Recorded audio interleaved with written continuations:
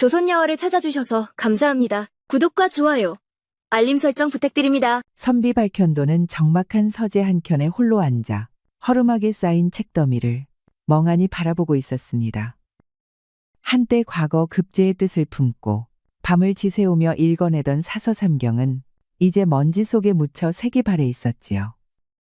가문의 몰락으로 벼슬길이 완전히 끊기자 박선비는 조상 대대로 살아온 한양의 집마저 떠나 외진 산골 마을에 틀어박힐 수밖에 없었습니다. 벼슬에 오르지 못하면 이깟 학문이 도대체 무슨 소용이란 말인가? 골방에 틀어박혀 의미 없는 문자나 읽어봤자 알아줄 리는 하나도 없다. 창밖으로는 단풍잎이 바람에 흩날리며 떨어졌습니다. 그 적막한 모습이 사뭇 자신의 처지와 묘하게 닮아 있었지요. 박선비는 하루하루를 무의미하게 흘려보내며 깊은 절망에 잠겨 있었습니다. 허나 마음 한켠엔 여전히 꺼지지 않은 작은 갈망의 불씨가 남아 있었지요. 그래도 먹고 살아야 했습니다. 예전에는 집안 하인들이 알아서 창거리를 사왔지만 이제는 직접 구해야 했습니다. 하여 박선비는 장날이니 시장을 가기 위해 집을 나섰습니다. 박선비는 모처럼 장터로 발걸음을 옮겼습니다. 가을 수확철을 맞아 온갖 농산물이 줄지어 늘어선 장터는 생동감으로 가득했습니다. 박선비는 이곳저곳을 두리번거리며 잠시나마 무거운 마음을 덜어보려 했었습니다. 그때 장터 한켠에서 밝은 웃음소리가 들려왔습니다. 고개를 돌린 그의 눈에 들어온 것은 정갈하게 손질한 채소를 늘어놓고 손님들과 정답게 이야기를 나누는 한 젊은 여인이었습니다. 어르신, 이 무는 제가 직접 기른 것입니다요. 달고 아삭해서 입맛에 딱 맞으실 겁니다. 어머님께서 편찮으시다 하셨지요. 이거 드셔보시고 힘 좀 내시라 전해주십시오. 여인은 어려운 살림살이의 손님에게도 기꺼이 정을 나누는 따뜻한 사람이었습니다. 박선비는 그 당당하고 싱그러운 모습에서 자신이 잃어버렸던 삶의 의지를 문득 떠올리게 되었지요. 그런데 그때 여인이 좌판 아래에서 관청의 도장이 찍힌 종이 한 장을 꺼내어 한참을 들여다보더니 이내 난처한 표정을 짓는 것이 아니겠습니까? 큰일이구나. 관에서 내려온 것인데 까막눈이어서 도대체 무슨 소린지 모르겠다. 이를 어째야 하나. 그 모습을 지켜보던 박선비는 자기도 모르게 순이를 도와주고 싶었습니다. 몰락한 양반이 평민에게 그를 가르치겠다는 것이 우스운 처지일지 모르나 지금은 어째 누군가를 돕고 싶은 마음이었습니다. 낭자, 괜찮으시다면 제가 그 글을 읽어드리겠습니다. 그리고 원하신다면 글을 익히는 법도 알려드릴 수 있사옵니다. 여인은 잠시 놀란 눈으로 박선비를 바라보았지만 곧 밝은 미소를 띠며 고개를 끄덕였습니다. 정말이옵니까? 그리해 주신다면 이보다 더 고마울 수 없겠사옵니다. 저는 순이라 하옵니다. 발견도라 합니다. 그 순간 박선비는 오래도록 잊고 지냈던 타인에 대한 마음이 되살아나는 것을 느꼈습니다. 그녀의 꿋꿋한 삶의 태도는 그가 스스로 외면해왔던 나약함을 일깨우는 동시에 다시 살아가고자 하는 작은 용기를 불어넣었지요. 며칠 후 저녁, 박선비는 약속대로 순이에게 글을 가르쳐주기 위해 집을 찾았습니다. 마을 중심가에 자리한 초라한 초가집은 비록 소박했지만 정갈하게 정돈되어 있었지요. 순이는 박선비를 반갑게 맞으며 안으로 안내했습니다. 선비님, 이런 누추한 곳까지 오시느라 수고하셨사옵니다. 어머님께서도 선비님이 오신다 하니 무척 기뻐하셨어요.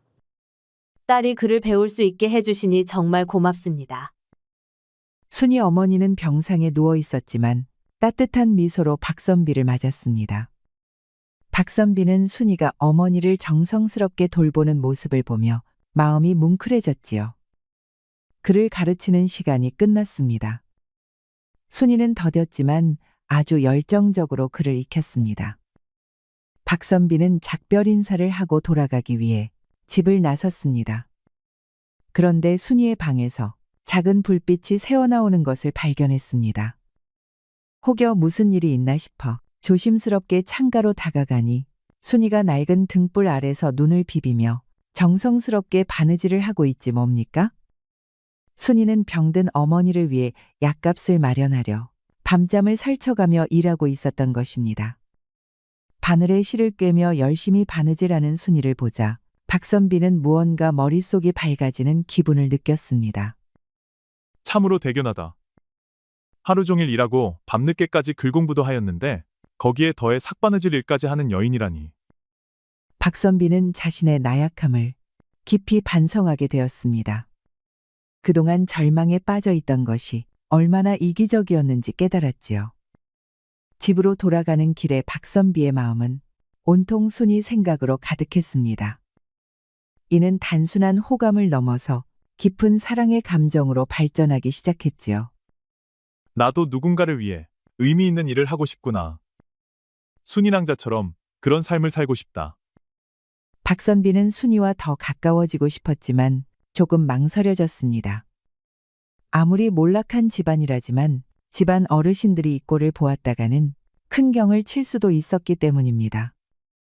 이튿날 이른 아침, 박선비는 서둘러 마을 이곳저곳을 돌며 믿을 만한 의원을 수소문하였습니다.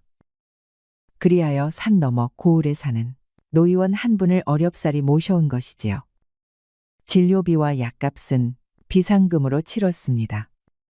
몰락한 양반이 평민의 병환을 위해 자신의 미천까지 털어 의원을 모시고 온 일, 어찌 보면 세상 사람 눈에는 우스울지 몰라도 박선비는 조금의 주저함도 없었습니다. 환자분은 기력이 많이 쇠해 있으시니 당분간은 따뜻한 탕약과 더불어 몸을 잘 쉬셔야 하겠소. 이 약은 하루 3번 끼니 때 드리시오. 이 추운 날 의원님을 모셔오시다니. 어찌 감사의 말씀을 드려야 할지 모르겠습니다. 선비님, 저희가 어떻게 이 은혜를 갚아야 할까요? 순이낭자, 은혜라니요. 그저 사람이 사람을 돕는 일일 뿐입니다. 박선비의 말에는 담담한 듯 따뜻한 진심이 담겨 있었습니다. 순이는 말을 잇지 못하고 고개를 숙였고 앞치마 끝자락이 조용히 떨리고 있었지요. 며칠간의 정성스러운 간병 끝에 순이의 어머니는 눈에 띄게 호전되었습니다. 박선비와 순이는 자연스럽게 많은 시간을 함께 보내게 되었습니다. 어머님께서 이렇게 빨리 나아지실 줄은 몰랐어요. 선비님의 정성 덕분이옵니다. 순이낭자의 효성스러운 마음이 하늘에 닿았기 때문이지요. 제가 한 일은 미미한 것에 불과합니다. 순이는 박선비의 세심한 배려에 마음이 따뜻해졌습니다. 박선비 또한 순이의 예의 바르고 선한 마음씨에 더더욱 깊게 순이에게 빠져들어갔습니다. 딸아, 저 선비님은 정말 좋은 분이시구나. 신분은 다르지만 마음씨가 이토록 따뜻하신 분을 만나기 어려울 거야. 저도 그런 생각을 하고 있었어요. 선비님께서는 정말 특별한 분이세요. 어머니의 병세가 호전되면서 박선비와 순이는 더 자유롭게 시간을 보낼 수 있게 되었습니다.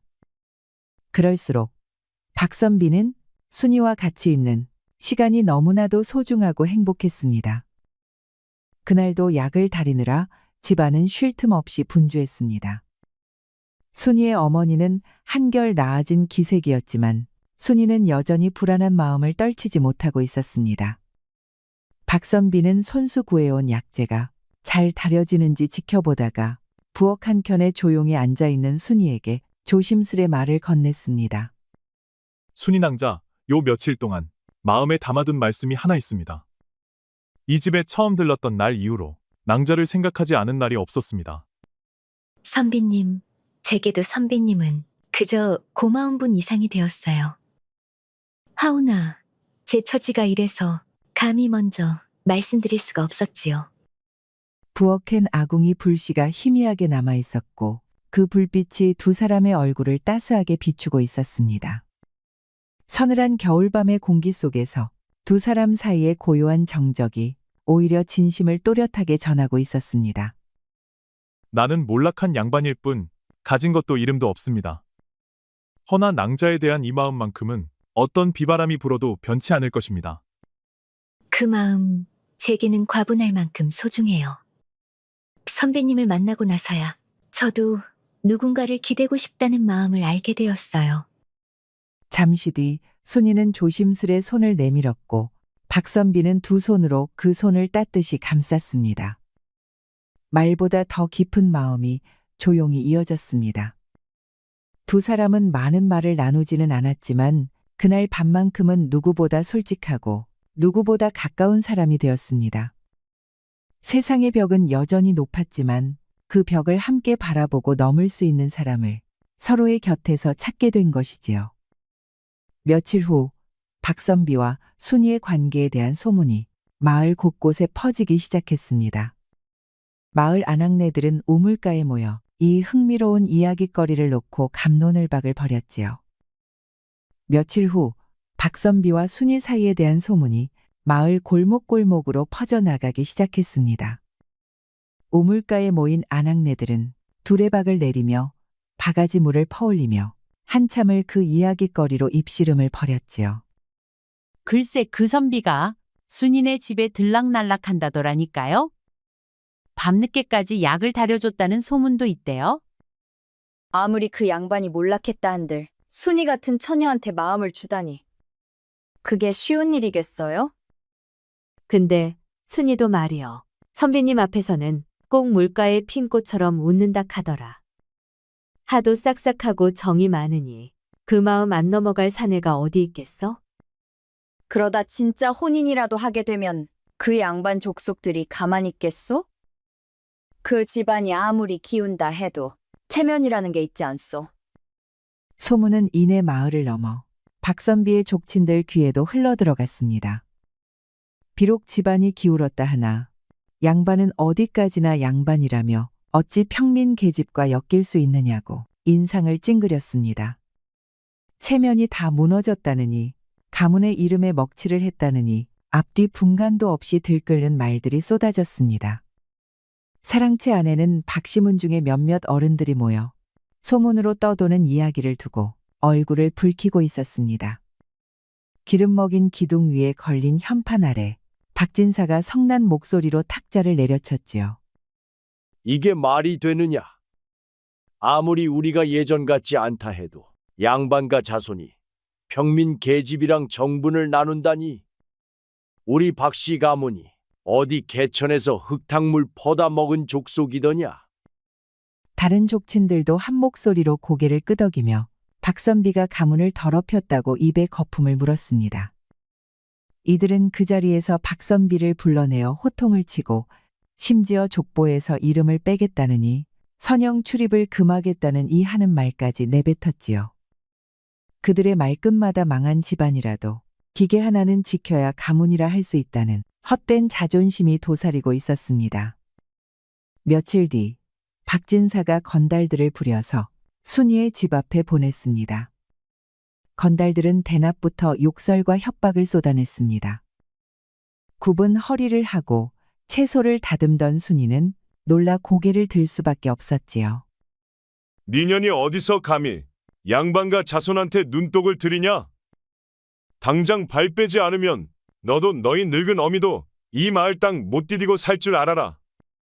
건달들은 순이의 집 앞에 돌멩이를 던지거나 밤마다 대문에 짐승피를 뿌려놓기도 했습니다. 이장이나 이웃이 말려보았지만 문중일의 참견 말라며 오히려 윽박지르기 일쑤였지요. 순이는 밤마다 어미 품에 안겨 아무 말 없이 울었습니다. 그러면서도 선비님께 해가 될까 염려되어 그의 집 앞에도 나가지 않고 마을 장터에서도 모습을 감추었습니다. 이 사실을 알게 된 박선비는 분노와 절망에 사로잡혀 답답한 가슴을 두들겼습니다. 이게 도대체 무슨 일이란 말인가? 어찌 몰락한 가문이 신분에 얽매여 순수한 마음을 이리 짓밟는다는 말이야. 허나 마을에서도 의견이 엇갈렸습니다. 보수적인 이들은 전통 질서를 중시하며 우려를 표했고 젊은 사람들은 진정한 사랑을 지지하는 분위기였지요. 저 때문에 선비님께서 고생하시는 것을 보니 마음이 아파요. 차라리 제가 물러나는 것이. 무슨 말씀을 하시는 거요? 우리의 사랑이 잘못된 것이 아니라 세상이 잘못된 것이요. 박선비는 주변에서 이렇게 순이를 떼어놓으려고 할수록 더더욱 사랑은 단단해졌습니다. 허나 지금 벌어지는 일을 그저 보고 넘길 수만은 없었지요. 며칠 후 족친들의 압박이 극에 달하자 박선비는 마침내 중대한 결심을 굳혔습니다. 박선비는 순이와 함께 멀리 떠날 계획을 세우기 시작했지요. 아주 대담하고도 위험했습니다. 선비가 평민 여인과 사랑의 도피행각을 하게 되면 사실상 집안과 의절하겠다는 의미였으니까요. 이곳에서는 우리가 함께할 수 없다. 다른 장소에서 순인왕자와 새로운 삶을 시작해야겠다. 박선비는 가진 마지막 재산들을 정리하여 자금을 마련했습니다. 가문의 대대로 전해오는 귀중품은 물론이요. 서책도 모두 깡그리 팔아치웠습니다. 제가 선비님의 앞날을 망치는 것 아닐까요? 다른 곳으로 간다고 해도 이 조선 땅에서 저희 사이를 곱게 보는 사람이 몇이나 있을까요? 어차피 이곳에 남아 있어서는 우리에게 미래가 없습니다. 어머님도 함께 모시고 함께 떠납시다. 순이는 불안하면서도 박선비와 함께라면 어떤 어려움도 극복할 수 있다는 믿음을 가졌습니다. 두 사람은 비밀리에 타지로 이주할 세부 계획을 논의했지요. 딸아, 나 같은 노인네가 어딜 가겠니? 가봐야 너희 젊은 사람들 발목이나 잡겠지. 차라리 나는 여기 남겠다. 어머님, 그런 말씀 마세요. 우리는 가족이에요. 함께 가야 해요. 그렇게 박선비와 순이는 멀리 떨어진 다른 도의 작은 마을에서 조용히 살아갈 계획을 세웠지요. 두 사람의 마음속에는 두려움과 설렘이 엇갈리는 감정이 파도처럼 밀려들고 있었습니다. 하지만 미지의 앞날에 대한 불안보다 마침내 함께 손을 잡고 나아갈 수 있다는 희망이 그들의 가슴을 더 뜨겁게 채웠지요. 그러나 세상이 쉽게 그들을 놓아주지는 않았습니다. 창고 안은 숨막히도록 적막하였습니다. 바닥에는 어젯밤 내린 매질의 흔적이 고스란히 남아 있었고 피와 땀이 뒤섞인 그 위에 박선비는 얼굴을 묻은 채 쓰러져 있었습니다. 족친들은 이 날을 마지막이라 정하였습니다. 가문의 체면을 세우려면 평민 계집과의 연은 반드시 끊어야 한다 하였고 몰락했다 하나 이름값은 지켜야 한다며 서씨 집안 여식과 혼례를 밀어붙였지요. 마지막으로 묻겠다. 그 천한 계집과 손을 끊고 서씨 집안 딸과 혼례를 올릴 것이냐? 아니면 박씨 족보에서 이름을 파내고 다시는 문중 땅을 밟지 못할 것이냐? 박선비는 말없이 손가락을 움직였습니다. 피로 굳은 손가락이 겨우 바닥을 짚었고 한쪽 무릎을 끌어올려 간신히 몸을 일으키려 하였습니다. 얼굴은 멍투성이었고 입술은 찢어져 피가 말라붙어 있었습니다. 제가 택할 길은 하나뿐입니다. 순이와 함께 살겠사옵니다. 서씨 집안에 누를 끼쳐 송구하오나 그분은 제 사람이 아닙니다. 순간 족친들의 표정이 일제히 굳었습니다. 박진사는 자리에서 벌떡 일어나 손에 쥐고 있던 부채를 힘껏 내던졌습니다. 이 고집스런 놈아. 가문을 배신하고 계집 하나에 눈이 멀어 이성을 버렸단 말이냐. 내 놈 같은 것이 조상의 피를 받았다는 것이 통탄스럽다. 고통 속에서도 박선비는 단 한 번도 순이의 이름을 잊지 않았습니다. 의식이 흐릿해질 때마다 그 이름이 입술 끝에 맺혔고 순간순간 들려오는 발소리에 혹시 그녀가 찾아온 것은 아닌지 귀를 기울이기도 하였습니다. 그는 비로소 깨달았습니다. 가문이란 이름으로 지켜온 모든 것이 허상이었음을. 자신을 감금하고 피를 흘리게 한 이들이 같은 피부치라는 사실이 오히려 참담하였습니다. 그때 조용히 창고 문이 열렸습니다. 등잔불 하나 들고 들어선 이는 다름 아닌 마을 이장이었습니다. 이장은 말없이 박선비의 곁에 다가와 무릎을 꿇고 앉았습니다. 선비님, 지금이 나가실 기회요. 사람들 눈을 피해 뒤편 산길로 빠져나가면 몸을 피하실 수 있습니다. 박선비는 대답을 하지 않았습니다. 다만 두 눈은 결연한 의지로 번쩍였습니다. 이장은 말없이 고개를 숙였습니다. 그리고 창고 문을 활짝 열어젖혔습니다. 그 시각 족친들의 사랑채 앞마당에는 무릎을 꿇은 순이의 모습이 있었습니다. 순이는 족친들 앞에 처음이자 마지막 간청을 올리기 위해 단 한 사람의 도움도 없이 혼자 이 자리에 나섰던 것입니다. 햇살이 비스듬히 떨어지는 마당 위 그녀는 떨리는 두 손을 바닥에 짚고 이마가 흙에 닿도록 머리를 조아렸습니다. 이미 천한 몸이 감히 이 자리에 나섰사옵니다. 도련님께서 피를 흘리고 계시다는 말을 듣고 더는 참을 수가 없었사옵니다. 부디 선비님만은 살려주십시오. 그분을 이런 지경까지 만든 모든 죄는 모두 저에게 있사옵니다. 제가 분수를 몰랐사옵니다. 하늘을 우러러볼 자격도 없는 몸이옵니다. 허나 그분만은 해치지 마시옵소서. 말끝이 떨리며 그녀의 어깨가 작게 흔들렸습니다. 마당 주변에는 이미 수십 명의 이웃들이 몰려 있었고 그 누구도 함부로 입을 열지 못하고 숨을 죽이고 서 있었습니다. 족친들은 난감한 표정을 지었고 일부는 고개를 돌렸습니다. 그러나 박진사는 끝끝내 냉혹한 눈빛을 거두지 않았습니다. 그는 순이의 말을 끊으며 앞으로 나서더니 두 눈을 부릅뜨고 소리쳤습니다. 내 년이 어디서 감히 양반 문중 앞에 무릎을 꿇고 살아달라 애원한다고 우리가 들어줄 것이라 생각했느냐. 천한 계집이 자기 신세가 뭔지도 모르고 설쳐대는구나. 너와 내 어미가 마을에서 발붙일 수 있는 것도 우리 가문이 모른 체하고 있어 줘서 그랬을 뿐이다. 이제는 감히 기어나와 눈물을 흘리고 있느냐. 순이는 두 손을 더욱 꼭 모으며 다시금 엎드렸습니다. 그녀의 이마가 바닥에 닿으며 조용히 말이 이어졌습니다. 그리하신다면 그리하시옵소서. 저와 어머니는 어디로든 떠나겠사옵니다. 산속이든 길바닥이든 어디든 가겠사옵니다. 허나 그분만은 제발 그분만은 살려주십시오. 순이의 목소리는 점점 잠기고 있었고 눈물은 뺨을 타고 흘러내려 땅바닥에 고였습니다.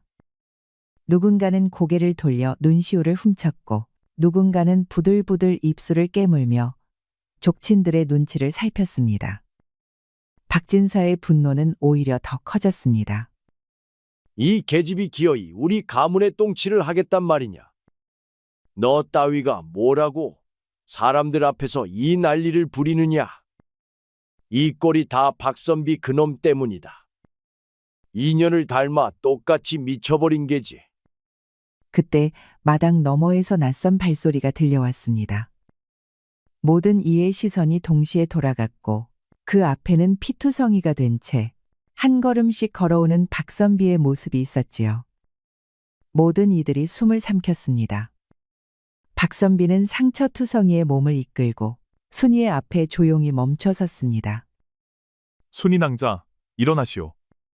더는 무릎 꿇지 마시오. 박선비는 그녀의 손을 잡고 조심스레 일으켰습니다.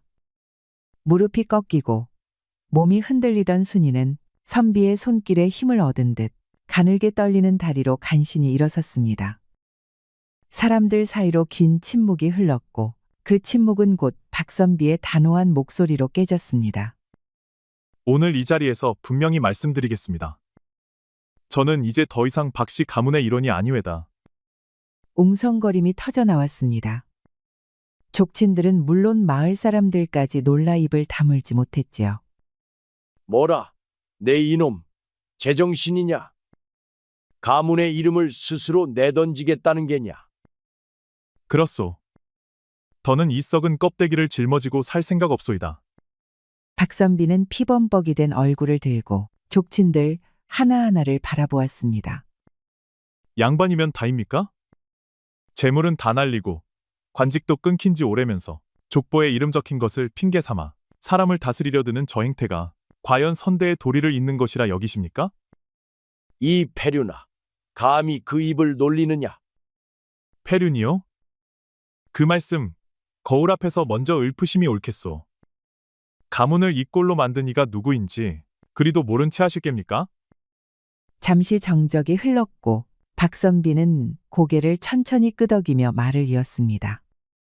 이토록 쇠락한 것도 모자라 거칠애와 허명만 붙들고 있는 가문이라면 차라리 망해도 아주 잘 망했소. 사람 귀한 줄 모르고 이름만 귀한 줄 아는 자들이 대대로 이어 앉아선 무엇을 지켰단 말씀이요? 족친들 사이로 숨죽인 기침 소리가 돌고 마을 사람들은 얼굴을 붉히며 눈을 떴습니다. 오늘로 박가의 이름은 제게서 끊기옵니다. 이제 제 삶에 박씨 가문의 일원이라 할 구석은 한 줌도 남지 않았사옵니다. 그는 마지막으로 박진사를 향해 걸음을 옮겨 딱 2걸음 앞에 멈춰 섰습니다. 이만 그 자리에나 계시고 쓸모없이 시끄러운 훈계는 거두시지요. 저는 더는 허울뿐인 이 가문의 일원이 아닙니다. 그 말이 떨어지는 순간 박진사의 얼굴이 일그러졌습니다. 분노와 충격에 휘청이던 그는 피가 솟은 듯 얼굴이 벌겋게 달아오르더니 입에 거품을 물고 그대로 뒤로 나자빠졌습니다. 이에 사랑채가 발칵 뒤집혔습니다. 족친들은 정신을 잃은 박진사를 부축하느라 허둥댔고 마을 사람들은 이 낯선 광경을 넋놓고 바라보았지요. 그리고 그 중심에 고요한 눈빛으로 순이의 손을 잡은 박선비가 묵직한 숨을 내쉬고 서 있었습니다. 이날 밤 마을 사람들은 박선비와 순이의 모습을 조용히 지켜보았습니다. 그날의 외침은 단지 사랑을 위한 선언이 아니었습니다. 그것은 오랫동안 세워져 있던 신분의 벽에 조용히 금을 내는 첫걸음이기도 하였습니다. 박선비는 순이의 손을 꼭 잡고 족친들에게 마지막 인사를 올렸습니다. 가문에서의 축출은 당시로서는 사회적 죽음이나 다름없었지만 박선비에게는 오히려 가면을 벗고 진정한 자유를 얻는 해방의 순간이었습니다. 선비님, 정말 괜찮으신 거예요? 이제는 더 이상 돌아갈 수도 없을 텐데요. 저는 지금 이 순간이 가장 행복합니다. 처음으로 제 마음을 온전히 따를 수 있게 되었으니까요. 마을 사람들 중 몇몇은 2사람의 용기 있는 결단에 감동하여 은밀히 도움의 손길을 내밀었습니다. 마을 이장은 조용히 다가와 2사람의 어깨를 토닥이며 말을 건넸습니다. 두 분의 용기에 큰 감동을 받았소. 앞으로의 길이 험하겠지만 진심으로 응원하겠소.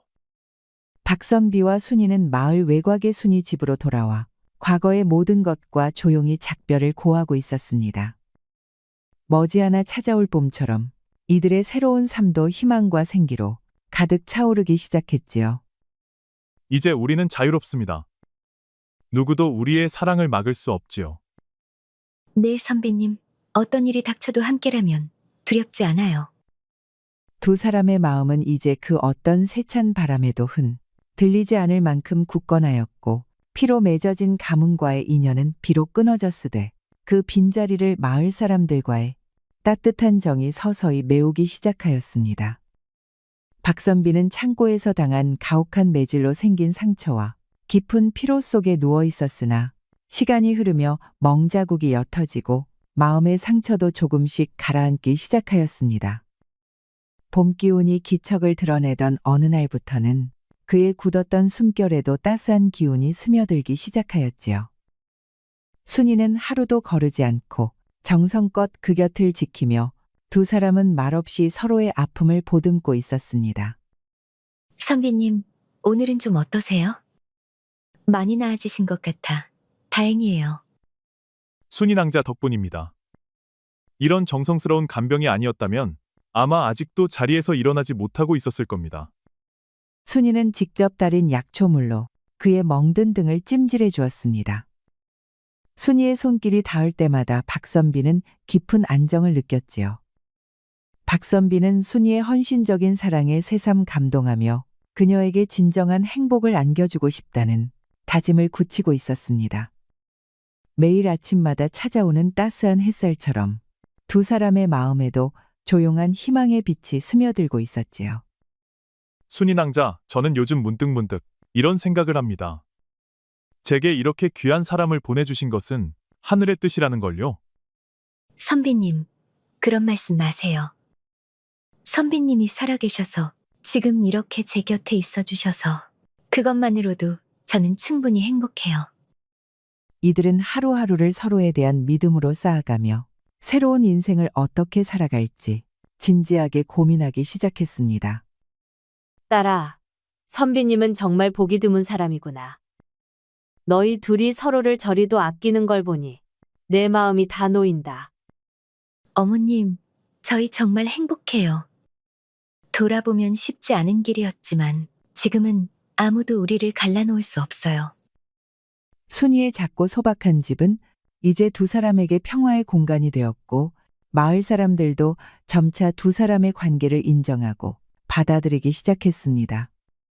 순이 낭자, 이제는 우리도 미래를 구체적으로 준비해 보아야 하지 않겠습니까? 제 학식으로 마을 아이들에게 글을 가르쳐 보는 것은 어떨까요?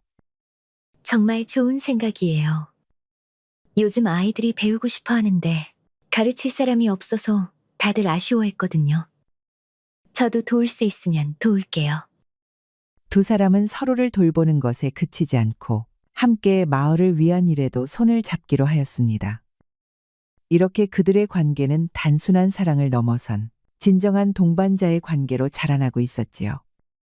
몇 달이 흐른 어느 봄날, 박선비와 순이는 작은 마을에 조촐한 서당을 열었습니다. 비록 기와 한 장 얹지 못한 초가집이었지만 서당 마루는 정갈이 쓸려 있었고 작은 책상 너머로 앉은 아이들의 눈빛에는 배움에 대한 기대가 가득하였습니다. 자, 얘들아. 오늘은 논어 첫 구절을 배워보자꾸나. 하기 시습지 부려겨로라 하였지. 배우고 때때로 익히면 어찌 기쁘지 아니한가. 아이들은 박선비의 가르침을 진지한 자세로 받아들였습니다. 이에 박선비는 아이들을 보며 잔잔한 미소를 띄었습니다. 한쪽에서는 순이가 도시락을 싸들고 아이들의 점심을 챙기고 있었지요. 얘들아, 글도 좋지만 밥도 잘 먹어야지. 모두 손 씻고 와서 먹자. 아이들은 자연스레 순이를 잘 따르며 마치 자식처럼 따랐습니다. 순이는 조용히 웃으며 아이들의 얼굴을 하나하나 바라보았지요. 마을 사람들은 점차 서당을 중심으로 모여들었습니다. 예전 같으면 상상도 못할 일이었지만 이제는 양반 출신 선비와 평민 여인이 함께 마을의 스승이 되었고 그 모습을 이상하게 여기기는커녕 오히려 자랑스럽게 여기는 분위기가 조성되고 있었지요. 정말 고맙소. 마을 아이들이 이렇게 밝아지고 어른들도 뭔가 마음을 다잡는 기분이요. 저는 도리어 이 마을에서 제 학문이 쓰일 곳을 찾아주신 것에 감사를 드립니다. 서당이 자리 잡고 1년이 지나던 어느 날 마을 사람들은 박선비와 순이의 혼례를 직접 준비하였습니다. 누구도 지시하지 않았건만 누구보다도 자발적이고 정성스럽게 일손이 모였습니다. 마을 어귀에는 오색 천막이 걸리고 아이들은 들에서 꺾어온 들꽃으로 화관을 엮고 있었지요. 혼례날, 마을 광장은 환한 햇살과 꽃집, 사람들의 웃음으로 가득 찼습니다. 전통 양반 혼례와는 달랐지만 그 어떤 예식보다 따뜻하고 진심이 담긴 잔치였습니다. 모두 혼례를 축하합시다. 두 분의 사랑과 헌신은 우리 모두에게 귀감이 되었소. 사위야, 우리 순이 잘 부탁한다. 너희들이 함께 나눈 고생이 이제 웃음으로 꽃 피우는 걸 보니 내 마음도 참 따뜻하구나. 어머님, 제가 평생을 바쳐 순이를 아끼고 지킬 것을 맹세드립니다. 그날 마을 사람들은 자발적으로 음식을 장만하고 축가를 부르며 마을 전체가 기쁨에 물들어 있었습니다. 혼례가 끝나고 순이는 조심스레 박선비의 손을 잡고 말했습니다. 우리가 이토록 많은 축복을 받을 수 있다니 꿈만 같습니다. 순이, 이 모든 것이 당신 덕분입니다. 우리가 견딘 모든 시련이 오늘 이 날을 위해 있었던 것이겠지요. 혼례 후 첫날 밤, 조용한 마루에 앉아 하늘을 올려다보며 두 사람은 긴 여정의 끝에서 비로소 평화를 누렸습니다. 하지만 이들의 이야기는 아직 끝이 아니었습니다. 선비님, 저 아이를 가졌습니다. 박선비는 잠시 말을 잇고 순이의 손을 감싸 쥐었습니다. 정말입니까? 하늘이 우리를 축복해 주신 것입니다. 순이 고맙소. 정말 고맙소. 순이의 눈가에 눈물이 맺혔고 박선비는 그녀를 부드럽게 끌어안았습니다. 그렇게 박선비와 순이는 떡두꺼비 같은 자식을 넷이나 낳고 오랫도록 서로 사랑하고 아껴주며 오래오래 행복하게 살았답니다. 우리 이야기가 여러분들에게 조금이나마 재미를 선사할 수 있기를 바랍니다. 다른 재미있는 영상도 많으니 즐겁게 봐주세요. 그럼 여러분 모두 행복하고 즐거운 시간 되세요. 우리 이야기가 여러분들에게 조금이나마 재미를 선사할 수 있기를 바랍니다. 다른 재미있는 영상도 많으니 즐겁게 봐주세요. 그럼 여러분 모두 행복하고 즐거운 시간 되세요.